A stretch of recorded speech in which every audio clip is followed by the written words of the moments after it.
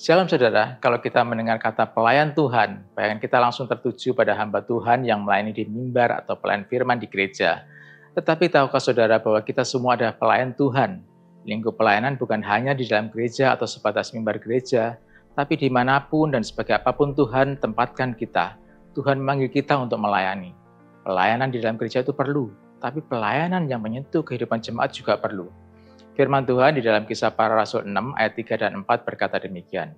Karena itu saudara-saudara, pilihlah 7 orang dari antaramu yang terkenal baik dan penuh roh dan hikmat supaya kami mengangkat mereka untuk tugas itu.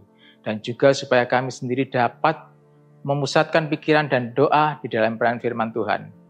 Apa yang dimaksud dengan kata tugas itu di dalam ayat ini?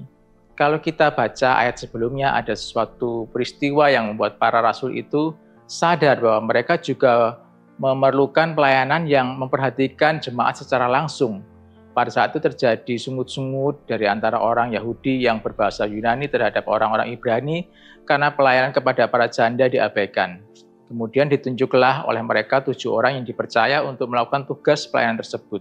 Sementara para rasul tetap memusatkan diri dalam pelayanan doa dan firman, ke-7 orang inilah yang mendukung pelayanan mereka di dalam kehidupan jemaat. Artinya, tidak ada pelayanan yang satu lebih penting dari yang lain, tapi mereka bekerja sama dan saling melengkapi sesuai dengan panggilan dan tugas pelayanan mereka. Di ayat 3 dikatakan bahwa orang yang dipilih ini harus terkenal baik, penuh roh dan hikmat. Dalam melakukan tugas pelayanan, kita perlu tuntunan Roh Kudus dan perlu hikmat agar apa yang kita lakukan sesuai dengan kehendak Tuhan.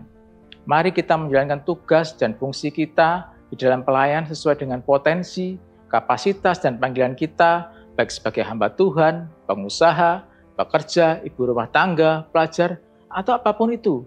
Sadarilah bahwa peran Anda dibutuhkan.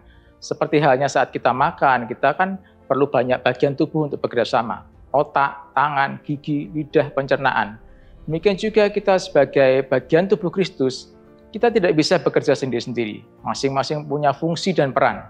Karena itu jangan pasif, pakai setiap potensi dan sumber daya yang Tuhan sudah beri untuk menjadi berkat bagi sesama.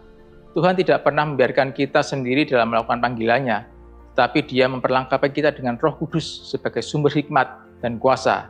Karena itu jangan pernah ragu dan takut, karena kuasanya itulah yang memampukan kita. Ada kuasa dalam setiap tindakan dan perkataan kita. Doakan yang sakit, kuatkan yang lemah, hiburlah yang susah. God be with you.